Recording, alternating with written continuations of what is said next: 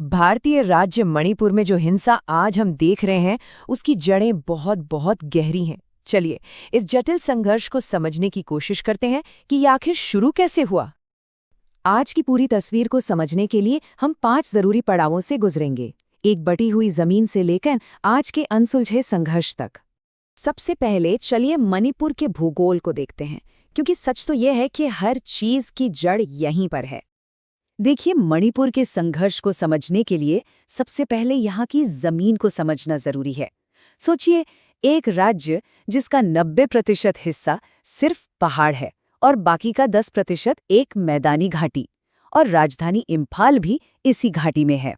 असल में ये जो जमीन का बंटवारा है ना, यही यहाँ के सामाजिक और राजनीतिक तनाव की असली नींव है। और बात सिर्फ जमीन तक ही नहीं रुकती, आबादी भी ठीक इसी तरह बटी हुई है। जो बहुसंख्यक मैतेई समुदाय है वो उसी 10% घाटी में रहता है, जबकि नागा और कुकी जनजातियां वो 90% पहाड़ी इलाकों में बसी हुई हैं। तो अब सवाल उठता है कि ये बंटवारा इतना गहरा कैसे हो गया। इसके जवाब के लिए हमें इतिहास में पीछे जाना होगा, खासकर ब्रिटिश राज के दौर में।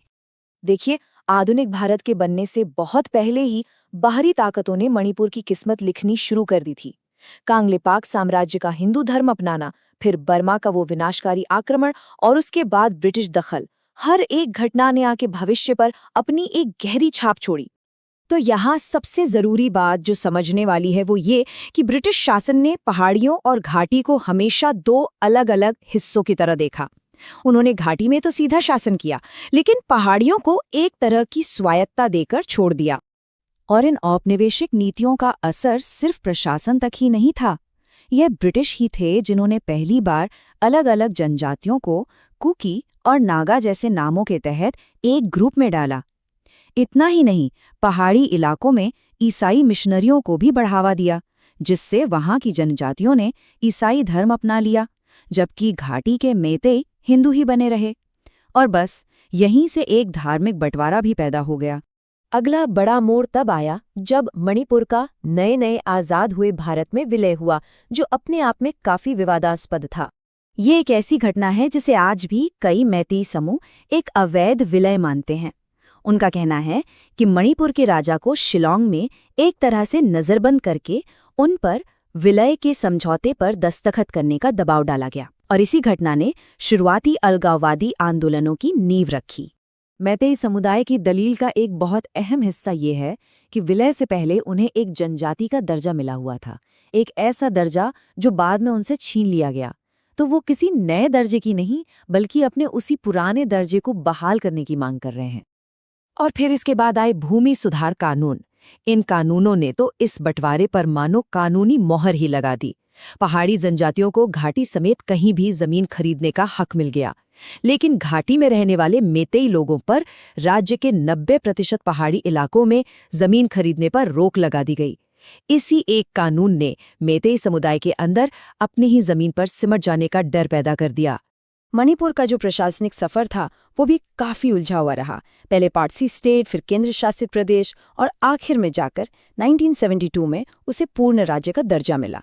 लेकिन राज्य बनने के बावजूद जमीन और पहचान से जुड़े ये जो बुनियादी सवाल थे वो कभी हल नहीं हुए, बस अंदर ही अंदर सुलगते रहे। तो जब राजनीतिक रास्ते बंद दिखने लगे तो इन्हीं ऐतिहासिक शिकायतों ने धीरे धीरे हिंसक उग्रवाद का रूप ले लिया। हर समुदाय के अपने अपने सशस्त्र गुट बन गए, और हर समुदाय की अपनी अलग मांगें थी जो अक्सर एक दूसरे से टकराती भी थीं। मैतेई गुट भारत से ही अलग होना चाहते थे, नागा गुट एक संप्रभु ग्रेटर नागालैंड की मांग कर रहे थे, और कुकी गुट भारत के अंदर ही एक अलग कुकी लैंड राज्य बनाना चाहते थे। ये लड़ाई सिर्फ राज्य के खिलाफ नहीं थी। ये गुट अक्सर जमीन पर अपने अपने दावों को लेकर एक दूसरे से भी बहुत बुरी तरह लड़ते थे, खासकर उन इलाकों पर जहां नागा और कुकी दोनों ही अपना हक जताते थे। और इसका नतीजा हुआ भयानक हिंसा। ऐसी घटनाएं हुई जिन्होंने समुदायों के बीच कभी ना भरने वाले जख्म छोड़ दिए।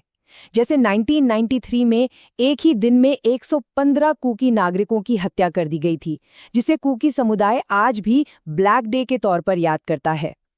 अच्छा, इस हिंसा को काबू में करने के लिए केंद्र सरकार ने एक बहुत ही विवादास्पद कानून लागू किया, AFSPA। इस कानून ने सेना को बहुत ज्यादा अधिकार दे दिए और इसने अपने आप में ही संघर्ष और मानवाधिकार उल्लंघन का एक नया दौर शुरू कर दिया। चलिए, अब सीधे आज के दौर में आते हैं और देखते हैं कि ये पूरा जटिल इतिहास आज के संकट को कैसे भड़का रहा है। आज के समय में तनाव की एक बड़ी वजह है जनसंख्या। मैती समुदाय का ये आरोप है कि राज्य में आबादी बढ़ने की दर राष्ट्रीय औसत से कहीं ज्यादा है और उनका मानना है कि इसकी वजह है सीमा पार से होने वाली अवैध घुसपैठ, जो उनके अस्तित्व के लिए एक बड़ा खतरा है। तो अगर मैतेई समुदाय के नज़रिए से देखें तो उन्हें ऐसा महसूस हो रहा है कि अपनी ही ज़मीन पर उन्हें आबादी के हिसाब से, ज़मीन के हिसाब से और संवैधानिक रूप से हर तरफ से दबाया जा रहा है। दूसरी तरफ सरकार और कुकी गुटों के बीच एक नाजुक सा युद्ध विराम कई सालों से चलता रहा है, लेकिन कोई पक्का राजनीतिक समाधान न होने की वजह से ये भी अस्थिरता का एक कारण बना हुआ है। और यही सब कुछ हमें आज की स्थिति पर ले आता है। जो आज हिंसा हो रही है, उसका सबसे बड़ा और तात्कालिक कारण यही है। दो एकदम अलग, एक दूसरे के बिल्कुल उलट मांगे, जो इस पूरे इतिहास का निचोड़ हैं।